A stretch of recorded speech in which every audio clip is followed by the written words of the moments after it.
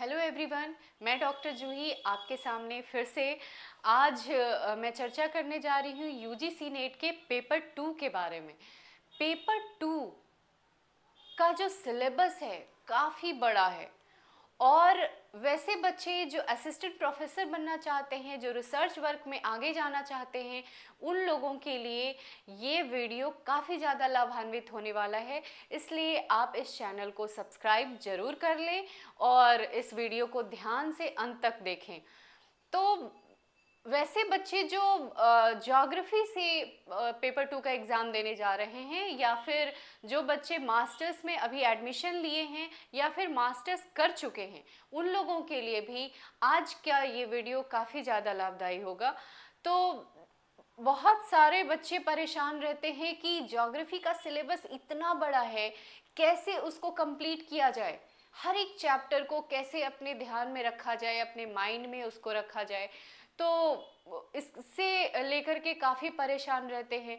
तो उन सारे बच्चों को हम बताना चाहते हैं कि आप सबसे पहले ये काम कर सकते हैं कि आप PYQ देखें, प्रीवियस ईयर्स क्वेश्चन, 10 साल के क्वेश्चन को आप उठा करके देखें कि सबसे ज़्यादा क्वेश्चन कहाँ से आते हैं।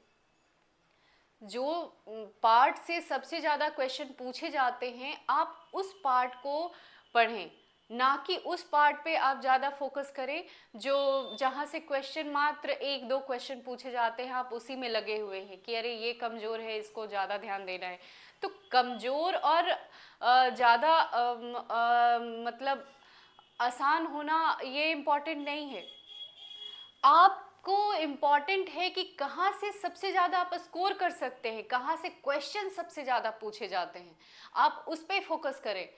तो आज मैं बताने जा रही हूँ कि किस चैप्टर से सबसे ज़्यादा क्वेश्चन पूछा जाता है, आप उस सिलेबस में कौन कौन सा पार्ट आप पढ़ करके आप ज़्यादा से ज़्यादा स्कोर कर सकते हैं।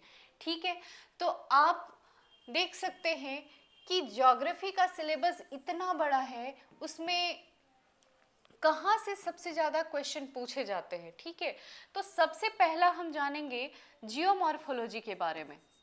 ज्योग्राफी का एक बहुत ही बेहतरीन पार्ट है जियोमॉर्फोलॉजी, जिसे भू आकृति विज्ञान कहा जाता है। भू आकृति विज्ञान।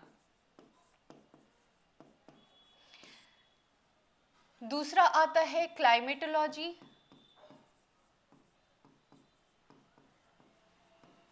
जिसे कहा जाता है जलवायु विज्ञान।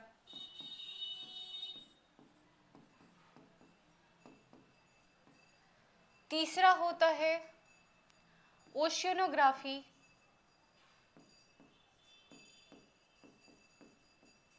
जिसे कहा जाता है समुद्र विज्ञान। और चौथा जो काफी इंपॉर्टेंट पेपर होता है, एनवायरमेंटल साइंस, पर्यावरण विज्ञान, पर्यावरणीय विज्ञान जिसको बोल सकते हैं।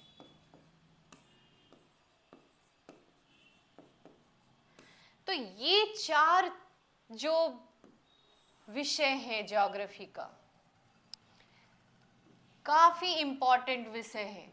ये ज्योग्राफी का आत्मा बोल सकते हैं आप लोग। अगर आपने इसको नहीं पढ़ा तो आप बहुत ही पीछे हो सकते हैं। तो भू आकृति विज्ञान क्या है?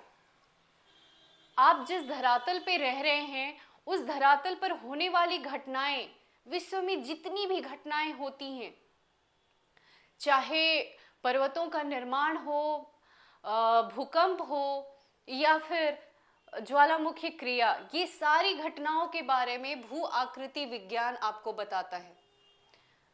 इसीलिए तो साइंस कहा जाता है ज्योग्राफी को, क्योंकि होने वाली घटनाओं के बारे में ये चर्चा करता है या फिर हो चुकी घटनाओं के बारे में बताता है।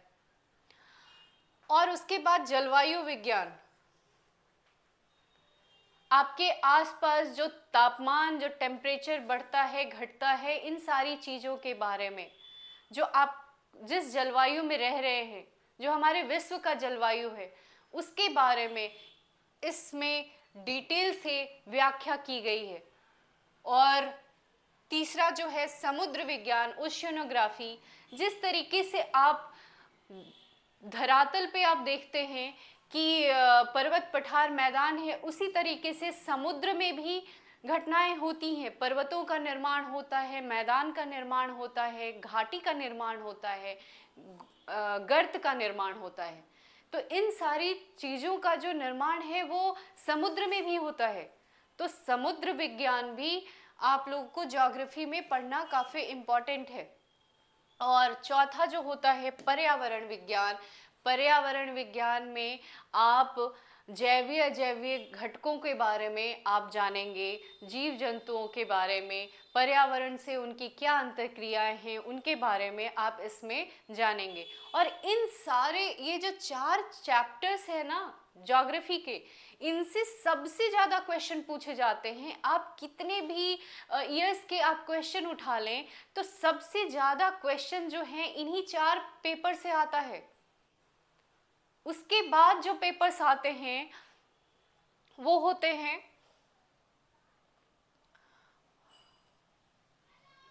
थॉट का पेपर, ज्योग्राफिकल थॉट।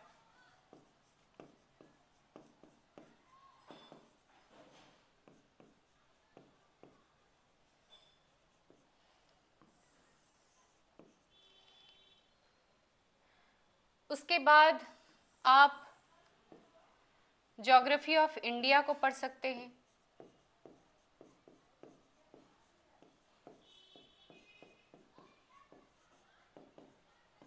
भारत का भूगोल जिसे कहते हैं। ज्योग्राफिकल थॉट को भौगोलिक चिंतन कहते हैं।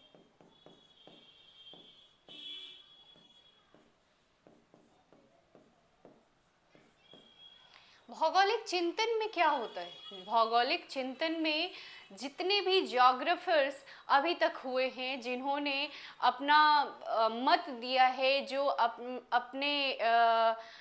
अपनी बातों को जो वो रखे हैं, जैसे मात्रात्मक क्रांति हो गया जिसके कारण हमारे भूगोल विषय में सांख्यिकी रूप से आपको देखने को मिलता है, मीन मीडियन मोड के माध्यम से आप प्रैक्टिकल को पढ़ते हैं। तो ये सारी चीज़ों के बारे में, ज्योग्राफिकल थॉट के बारे में चर्चा की हुई है। और फिर ज्योग्राफी ऑफ इंडिया, भारत का भूगोल, ये भी काफ़ी इम्पॉर्टेंट विषय है ज्योग्राफी में, जिसको पढ़ करके आप अच्छा स्कोर कर सकते हैं।